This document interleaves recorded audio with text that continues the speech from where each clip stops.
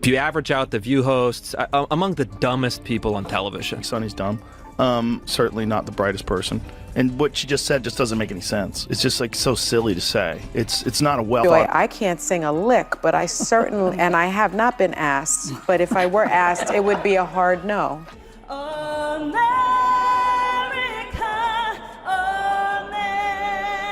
America, from sea to shining sea. Before we jump into today's story, a big thank you goes out to everyone supporting the channel. We're closing in on the 10,000 subscriber milestone, and it's all because of you. Now let's move to the spotlight of today's discussion. One performance in particular caught the attention of fans and critics across the entertainment world. None other than Carrie Underwood, the country music superstar loved by millions, took the stage at Donald Trump's inauguration, leaving a lasting mark in both politics and pop culture. Beautiful for spacious skies, for amber waves of grain, for purple mountain majesties above the fruited plain. America,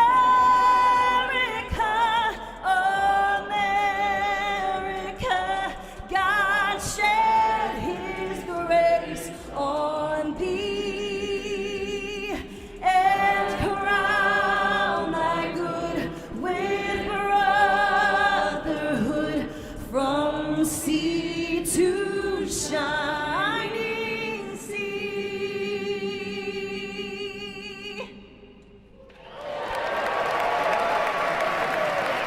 Some people saw Shining Sea as a bold and controversial choice that was bound to stir up national conversation, while others dismissed it as nothing more than a patriotic song performed for the president. But it didn't take long for the critics to make themselves heard, and their voices quickly rose above all others. Sonny came forward with sharp criticism, blasting Carrie's performance as not only disappointing, but also nearly offensive on a moral level. In her words, music is art, and artists should have the freedom to perform wherever they choose. Joy echoed a similar sentiment, admitting she wasn't the best singer herself, but saying she'd still find it difficult to turn down an invitation like that.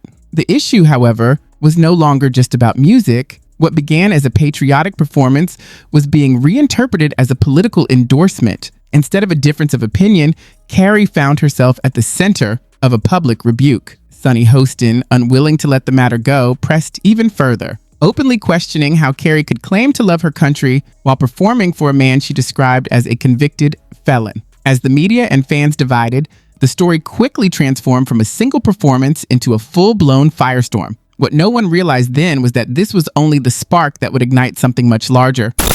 I think art is art, and you know, you have a right to perform where you want to perform.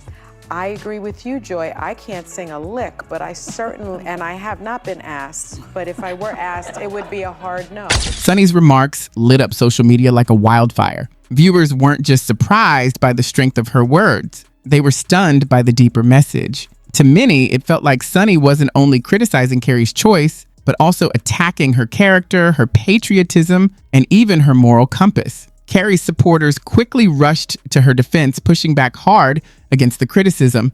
Meanwhile, Sonny stood her ground, refusing to back down and doubling down on her belief that the performance itself was a mistake. For some, Sonny had crossed a line. What they saw as a personal opinion had now spiraled into a public shaming. Yet others applauded her courage, arguing that Carrie's decision deserved to be called out. As the online storm intensified, Carrie Underwood herself remained silent, at least for the moment, but silence didn't slow the momentum. What started as a single performance had snowballed into something much bigger, a cultural clash where entertainment, politics, and celebrity influence collided in front of the entire nation. I saw you on The View. Yeah. Yeah, so that's been overwhelming my past couple days. So I just went in there, did my thing. I had no idea what to expect. I didn't know who Sonny Hostin was. I actually still really don't know. So I wasn't expecting necessarily for her to kind of try to ambush me in that way and attack my character in that way. Well, it is the show that people love to hate. Yes, that's true. They get so much hate watching viral clips of them saying ridiculous things. I mean, it is a rabies infested hen. But Carrie's silence wasn't going to last forever.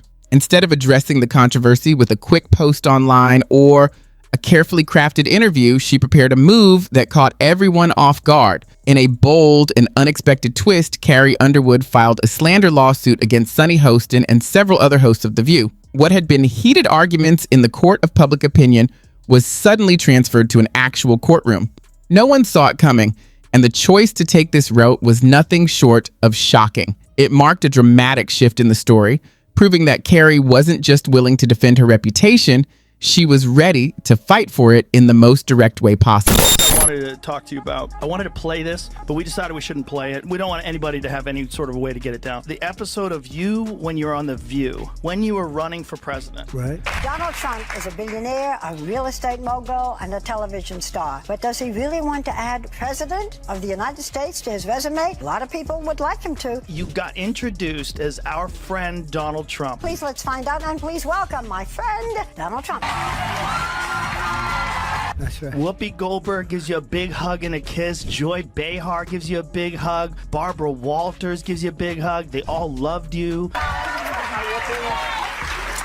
We're so happy to have you. Whenever you're on with us, we're very happy. We love it. They're talking about you in such a favorable light. The audience was cheering, and then you actually started winning in the polls, and then the machine started working towards you. Joe Biden knows how to do this. Trump. Yeah. He tends to just...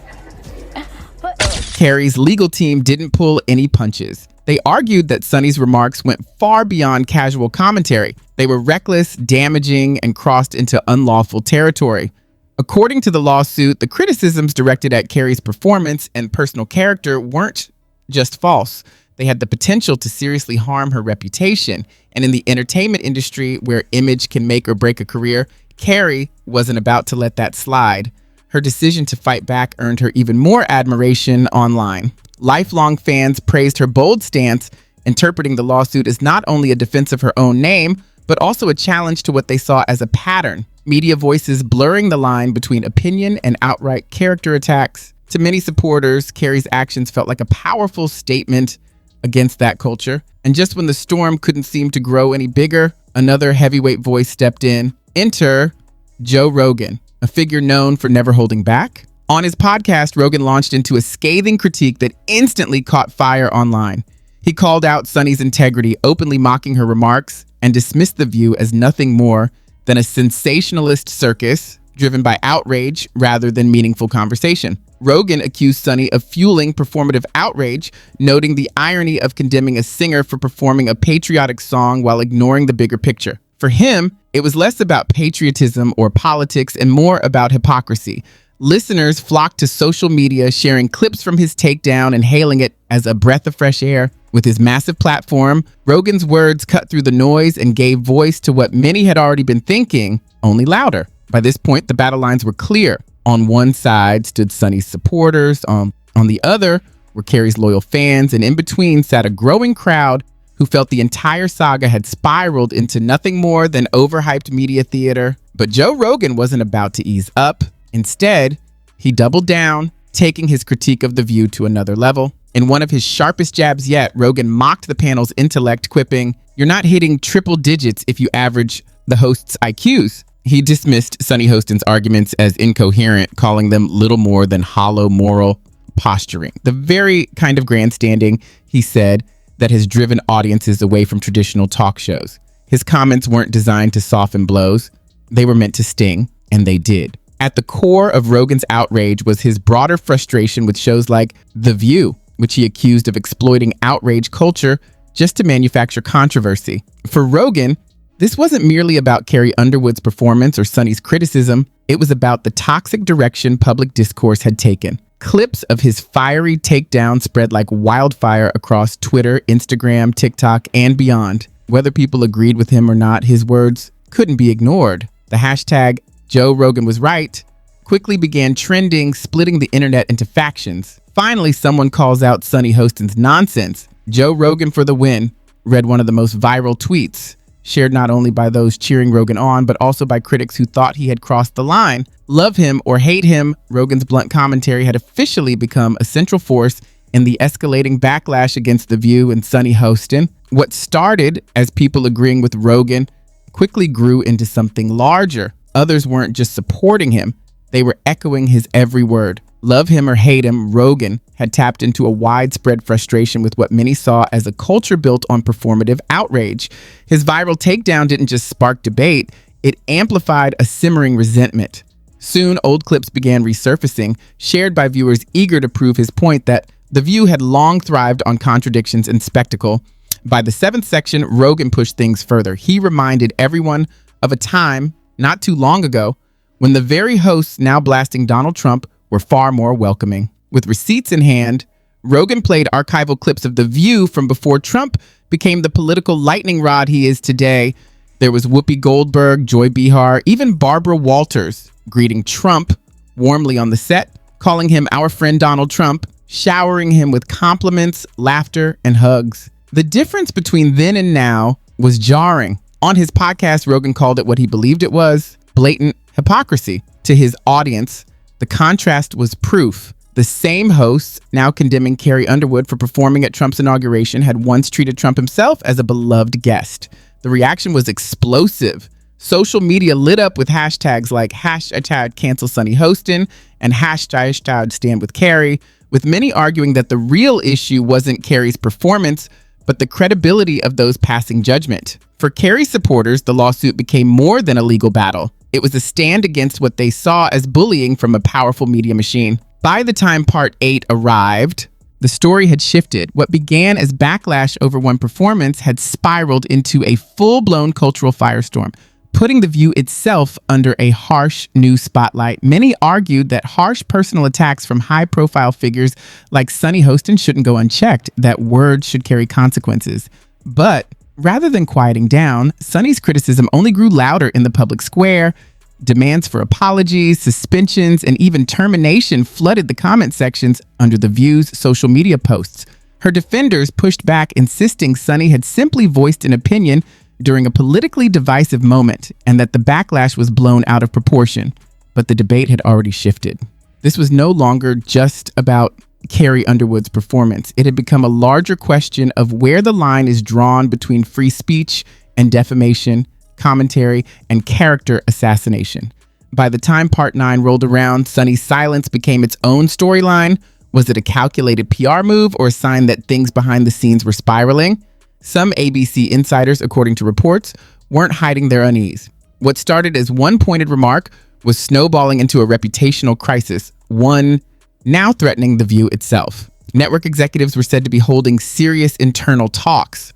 The question wasn't just about Sunny anymore. It was about the show's image, its credibility, and whether the never-ending controversy was worth the damage. Even longtime viewers voiced fatigue, complaining that the program had drifted from meaningful conversation into something resembling tabloid drama. What began as a fiery exchange of opinions was now a full-blown crisis for one of daytime TV's biggest platforms, and the pressure on everyone involved was only intensifying. The drama rolled on even without Sunny's direct involvement, as the fallout from Carrie Underwood's bold legal step continued to dominate headlines. One question kept surfacing: had the damage already been done, and was Sunny's seat at The View still secure? Carrie's supporters refused to back down.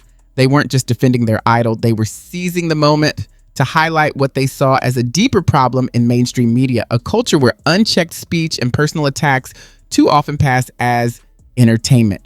From the start, this was never only about one singer or one TV host. What began as a slander lawsuit was quickly transforming into a bigger conversation about accountability, reputation, and responsibility. Bringing a slander case, fans argued, wasn't simply about Carrie protecting herself. It was about drawing a line in the sand for everyone with a platform.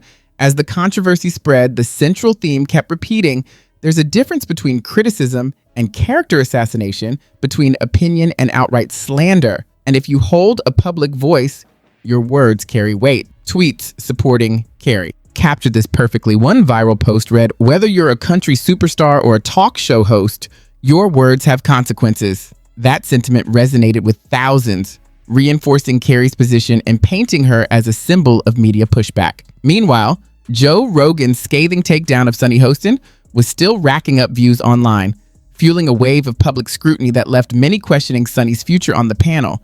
Would she recover from this, or had her credibility already taken a fatal hit? Through it all, Carrie Underwood delivered one powerful message. Sometimes the most effective clapback isn't a post, a rant, or a viral clip. It's filing your case in court and letting the truth speak louder than outrage.